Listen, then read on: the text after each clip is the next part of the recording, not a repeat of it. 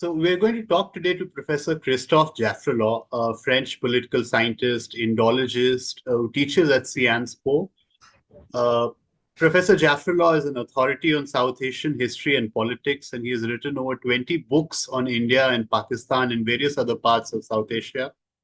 His most recent book, Gujarat Under Modi, has been just released by Context India, and today we are going to talk to him about this book, the main crux of which is the argument that Narendra Modi's tenure as Chief Minister of Gujarat held certain patterns, not just at the policy level, but also at the recruitment level, at the social conditioning level, that he then later replicated during his 2 terms as Prime Minister of India. So we are very happy to welcome Professor Jaffrelot. First thing which I want to ask you, Professor, is at the beginning of the book, you make it clear that the caste equations as well as the relation to Islam that we observe in Gujarat is very, very different from the same caste relations or the same interface with Islam that North Indians would be familiar with, or people in South Indian states like Tamil Nadu or Karnataka would be familiar with. Could you explain to our audience briefly how this mathematics or how these equations are different in Gujarat, what makes it unique? Yes, well, each state has its own caste system. Of course, the Indie Belt is more than one state. It's a larger meta region, and therefore it tends to be the reference point. We tend to define the caste system by applying the Indie Belt kind of pattern. But Gujarat is different, definitely. Different, first of all, because certainly Brahmins play a big role, but historically, Vaish, Banyas, have been very influential, very powerful, and therefore have tilted somewhat the caste system in their favor. When I say Banya, by the way, I mean Hindu Banya as well as Jain, because as you know, there are many Jain people in Gujarat. So that's one. The other big difference is we've seen something unique in Gujarat. We've seen the making of a caste coalition. Even more than that, you can say the fusion, the merging of 2 castes or caste groups. One, Rajputs, which were very influential in Kathiawar, in the place we know now as Saurashtra. And another one, the Kolis, who were, if you want, OBCs, lower caste, but very numerous. And in the 40s, we see the convergence of these 2 caste groups, which finally merged to create another group known as the Kshatriyas. And they merged to resist the Patels, to resist the Patidars, who had become very influential in the context of the land reform. So you have a kind of fluidity. This is a reflection of a kind of fluidity that is very important. And it's a reflection also, of course, of caste conflicts. You have the upper castes, you have the Patels, you have the Kshatriyas and the OBCs at large. These are 3 major players. Dalits are not so active in Gujarat, and there is no Ambedkarite movement worth that name today. And Adivasis are also not so well structured. So we've had this kind of mathematics, as you say, arithmetic of caste, and that explains a lot of the Gujarati trajectory in politics, primarily because under the pressure of the Kshatriyas, we gradually saw a demand for reservations that culminated in the 80s in the making of the CAM coalition and reservations implemented by, Mr. Solanki, who played such a major part in Gujarat politics. And in that sense, Gujarat was the first state before Mandal, 10 years before Mandal, to initiate a trajectory that also resulted in a reaction on the Hindutva side, from the Hindutva side. The dialectic between caste politics and Hindutva politics crystallized in Gujarat first. Right. That is really helpful, Professor. And, during the lead up to the election results that happened just a few days ago, I was reading your book in the week leading up to the results. And when I was reading the portion about how Modi saffronized the police forces and many other institutions in Gujarat, uh, it was all sounding very, very significant because during the same week, the election commission at the center was being accused by the public at large and by the media of favoring the Modi or favoring the Modi government. And so this is one of them. This pillar, I call it the capture of institutions, and police is the first that has been captured. Of course, in a very specific context. No, this is after the pogrom. So post-pogrom Gujarat was a scene where police played a major role. And it was key for Narendra Modi to make sure that there would be no proper investigation. And the policemen who were likely to investigate, the policemen who had tried to do their job during the pogrom, the professional policemen, were sidelined almost systematically, when those who had played the right game, quote unquote, were promoted. And this is the beginning of a process of politicization of the police that will also find expression in a series of fake encounters. You know, after 2003, between 2003 and 2006, 2007, you have a series of more than a dozen of fake encounters. And the police played a key role, of course, in fake encounters. Someone like Vanzara, for instance, played a key role in this. And the idea was the same. The idea was to polarize. By the way, polarization is the first pillar of this system. To polarize by other means. You accuse young Muslims to come from Pakistan or to be trained by jihadi groups based in Pakistan to assassinate the chief minister. And you eliminate them. Sorabuddin is one of them. There are many others.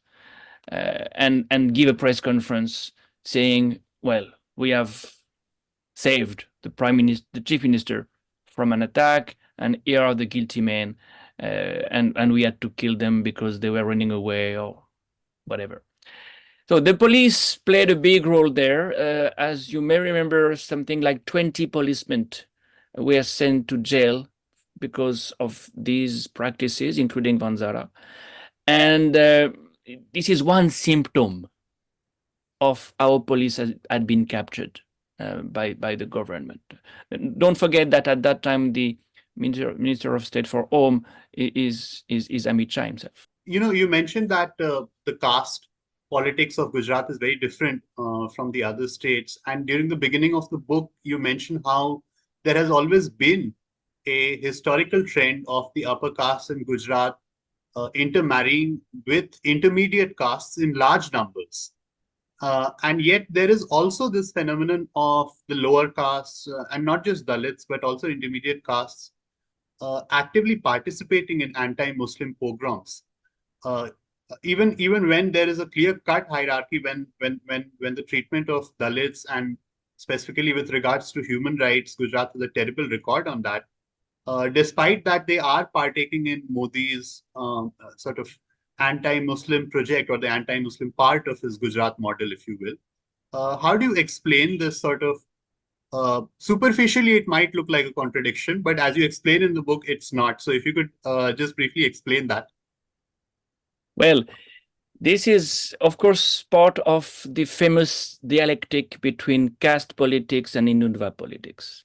The more caste politics asserts itself, the more reservations you have, the more radical polarization has to be to precisely diffuse these social tensions. You need more Hindutva for telling the poor, for telling the lower caste people, oh, your main enemy is not the upper caste, your main enemy is the Muslim. So you have to use communalization of society for maintaining social hierarchy, for maintaining the domination of the upper caste. This is exactly what you saw in the 80s when in 1985, a riot that was opposing low caste Hindus and upper caste Hindus, including Patels, was hijacked or was transformed into a riot between Hindus and Muslims. 85 is really a laboratory. At that time, of course, Narendra Modi is organizing secretary of the Gujarat BJP and plays a key role in this. How does that work? Why does it work? Why do Dalits shift from the caste repertoire to the communal repertoire? Well, this is where the work of the Sangh Parivar is so important. Number one, Sanskritization. You make sure that you bring low caste people, Dalits especially, on the right side by working with them at the grassroots level, making them feeling more Hindu and giving them some recognition. Number two, you have, of course, the attraction of looting, of making some money out of communal conflicts. And that's something that was clearly there even before, even in the 69 riot. You have this socio-economic dimension, you know, Dalit Hindus attacking Muslims because they were accused of taking their jobs in the factories at a time when there was a big problem for the textile mills, cotton mills especially. So there is a socio-economic dimension that has to be factored in. And third, of course, there is such a lack of unity and political consciousness among low caste actors, players, especially in Gujarat. As I've said, Ambedkarism is very shallow. There is no BSP. There was hardly any RPI. You know, it makes things easier for communal forces. Professor, I'm just going to slightly backpedal towards one of your earlier books. I believe it was called Hindutva, a Reader. This was in the mid 2000s sometimes. And I had the chance to read that book many years ago. I sort of remember there was a section there in which we talk about the social part of the Hindutva laboratory, not just the legal wing or of influencing institutions like the police force. But if we focus on the social part, I remember there were portions in that book which talked about entities like the Arya Samaj who tried to foment the social unrest by spreading anti-Islam pamphlets. I believe there was one called Rangila Rasool that you spoke about in particular during that book. What was the analogous sort of social part of this lab experiment, if you will, in Gujarat? Or was the Arya Samaj also involved in Gujarat as well? No, Arya Samaj was not there in Gujarat, even though you may know that Swami Dayanand Saraswati, the founder of Arya Samaj, was a Gujarati. Yes, I went to a DAV school myself in childhood, so all of this was force-fed to me. So you know the story. Interestingly, Arya Samaj did not make any inroad in Gujarat. In Gujarat, the really strong Hindu religious movement was the Swaminarayan. Swaminarayan temples are the largest temples in Gujarat these days, for instance, and they have attracted Patels in very large numbers. So it's a different story, but and it's a different story also from the point of view you raise, that is a social dimension. Because Arya Samaj was somewhat a reformist movement, helping the plebeians to get some recognition. The Shuddhi movement, for instance, that they initiated, was a way to bring Dalits in the mainstream of Hinduism. Well, you find that in the Hindutva movement in Gujarat, but with an attempt at keeping the social hierarchy that is much more assertive. Hindutva as a subtext, social status quo.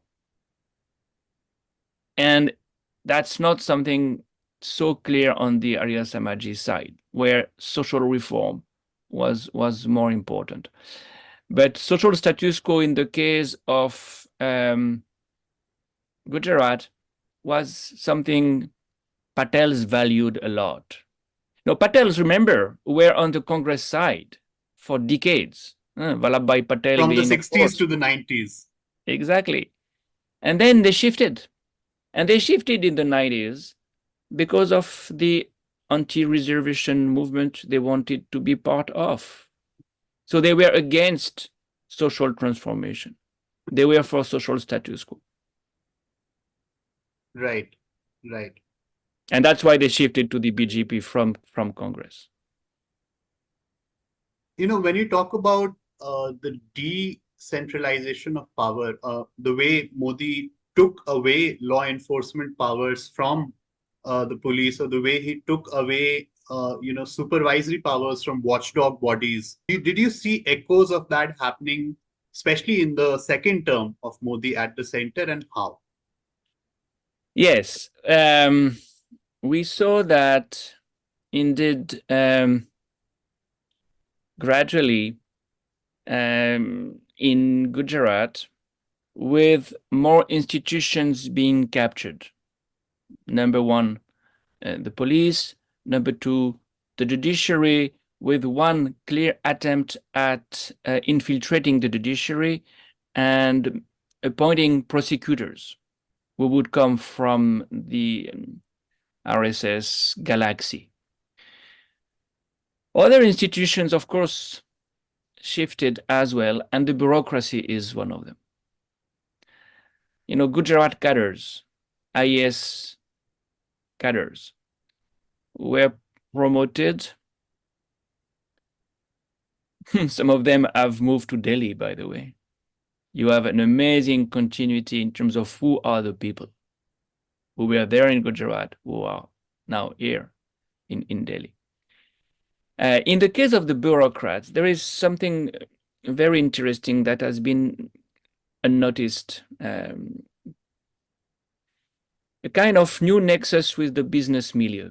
Gujarat is, of course, the place where you have the largest number of industrialists, the largest number of businessmen per capita, if you want.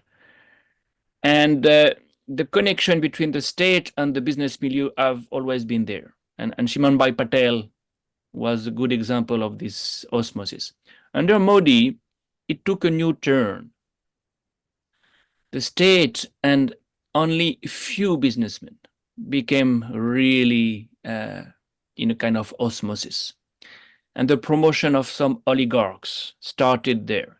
Again, a continuity. Gautam Adani started to become a very important supporter for Modi as early as 2003, when he was on the defensive, when the Confederation of Indian Industry attacked him, Mr. Godrej, Mr. Bajaj, telling him that's not what we should do in Gujarat.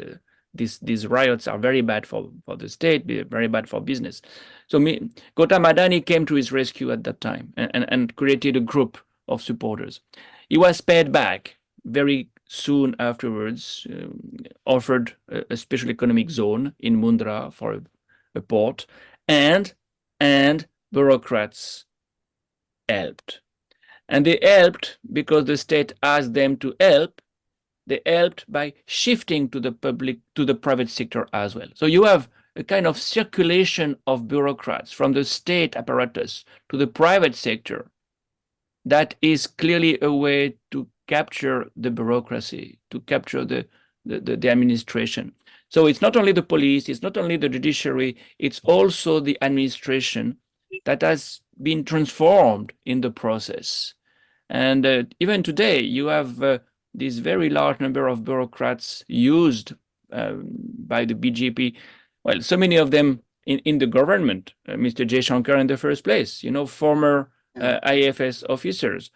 And that started in Gujarat. That technique of merging two kinds of social groups, so to speak, or sociologies, was initiated in the Gujarat model, quote unquote, that was Modi's Gujarat. You have a kind of blurring of the border, the frontier between the private sphere and the state, and the state loses its autonomy in some ways. It's not a neutral referee. This is what we see today, and the Indian embassies across the world are playing a part that is ideological, for instance, not neutral. The state is not neutral anymore. Right.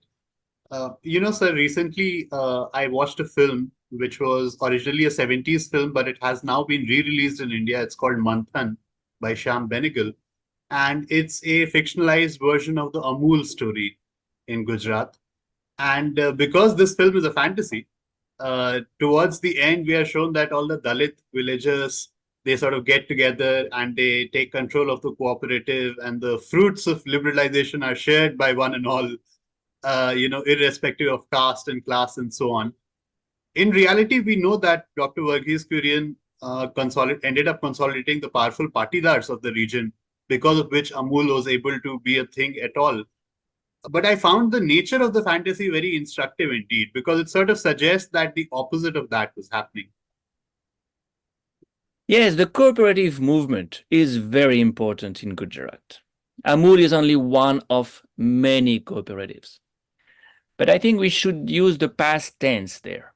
It was very important. The cooperative movement, first of all, played a major role in the freedom movement, giving self-help as a recipe. And it retained a lot of importance during the first decades of independent India. Congress relied a lot on the network of cooperatives. And Amit Shah realized that. In the book, I explain how and when, and started to capture these institutions. One more. That was even before they took over power. It started before.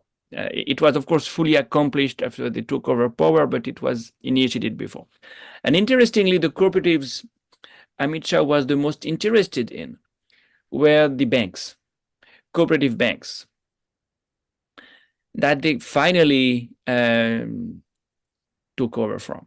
And in the case of Amul and other cooperatives, they resisted more for a longer period. But finally, you saw that, yes, they took over also from most of them. It was part of a very significant objective. They wanted to get power at the local level, which means that they had to control the cooperatives, they had to control the municipal corporations, they had to control the panchayats as well, Janpad panchayats, district boards, and so on. And, again, this is something we see at the national level now, but we could see it at the Gujarat level then. Narendra Modi canvassed to win municipal elections. Where do you see a chief minister spending so much time to win local elections? Modi did it, realizing that he needed to have this kind of implantation at the local level. And he succeeded in winning Rajkot Municipal Corporation, 1983, Ahmedabad Municipal Corporation, 1985, and at the same time, gradually, he made inroads in the villages as well. So cooperatives on the one hand, local bodies on the other hand, were part of the same plan to get really deep roots at the local level. Right. Now, sir, you mentioned in the introduction that this book had been completed around 10 years ago, and that in the intervening 10 years, several publishers had written to you that this is not the right time to release the book. We feared that it might run into legal trouble. Did you feel a sense of poetic justice that the book's timing has sort of coincided with what seems to be the weakening of Modi's empire? Well, I did not know that there would be any weakening when the book was finally published a couple of months ago. Well, what I feel is a relief. I've written this book over 20 years. Well, I've worked on that book over 20 years. I've been to Gujarat every year, twice, thrice, since, in fact, 2001. My first visit was after the earthquake of January 2001. And I amassed information, I gathered data for 20 years. My last visit was 2020. Now I'm really relieved that this is there for the record. And if the context, if the circumstances allow people to speak about it more than I would have anticipated, it's a bonus. And of course, another relief. Right. So just as a parting question, I would ask you, now that Modi has a severely depleted majority and he is dependent upon regional state parties for the survival of his government, what are some of the things that the opposition, and I'm not just talking about the Congress here, but also the regional parties, what should they do to ensure that this momentum is taken forward and that Modi is finally unseated from power? Well, first of all, they must use the parliament. Parliament was an echo chamber for many years. Incidentally, the same way the Vidhan Sabha of Gujarat was an echo chamber. The same pattern applied. The Prime Minister is never there in the Lok Sabha or Parliament. The Chief Minister Narendra Modi was not there either, and we have again a comparison to make. Now the opposition is very well represented in the Lok Sabha, and the first thing they should do is to use this institution to bring it back to what it was. You must have parliamentary committees. You must see the bills in advance. You must negotiate for amendments to be taken into account. That's the first thing. That's, I would say, in terms of modus operandi. The substance. What are you using the parliament for? Well, for promoting the issues they have raised, the opposition, during the election campaign. Inequalities, the peasants' condition, joblessness, attacks on federalism. Federalism should be back to what it was. And of course, autonomy of the institutions. The ED, the CBI, the Election Commission, all of them should be restored to their original status. It may not be sufficient. And therefore, I consider that it cannot be only in the political domain that the opposition has to work. It's also as a social movement. And it's even more important to have a vibrant civil society now, that it is exactly at that level that the Sangh Parivar has made its own inroads. Sangh Parivar is there with vigilante groups, with student unions, trade unions, peasant unions. This is the domain the opposition should invest also. And the situation is very much, I would say, conducive to that. We have had a farmers movement for many years, and it is still there, clearly. Can it be given a kind of sense of direction nationally? Similarly, we have this protest against the CA that was also almost a national protest, showing that minorities were living in fear, Muslims were living in fear in particular. How do you channelize this energy? Muslims have been taken for granted during these elections. Everybody knew that they would vote for the opposition. So why should you give them tickets? Why should you give them any recognition? Well, they need to be recognized as the main casualty of the regime. So to organize these people as well should be at the social level, probably part of the opposition's agenda. And last but not least, they should stay united. They should stay united because this is the condition for being efficient. They may because they still have a common adversary, and that helps. What we probably will see, at least what the opposition should work in, would be to bring those who are still outside of the India grouping to join this grouping. Mayawati should not be afraid as much as she was anymore. Navid Patnaik must have realized that the kind of strategy he followed was self-defeating. Well, you have few groups of that kind, few parties of that kind who are still outside, and who probably will realize that this is the only way. This is something we see everywhere.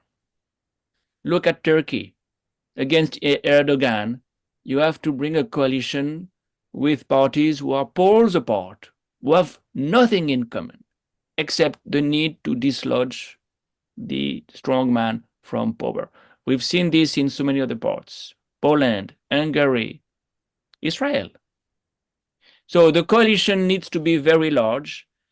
It can be still larger, active in parliament, active in the street, active in the villages, and they must build a positive agenda.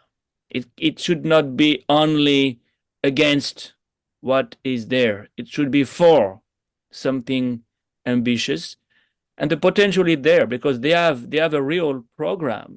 Socio-economic reforms, social reforms, the caste census, among others, should be an important item in this program. And if they do that, we may see that the worst is never for sure. Right. I hope the opposition is listening to these very wise words. Thank you so much for talking to me today, Professor. And I hope that people read this book and see the lessons that it has, not only for Gujarat, but for the rest of the country as well.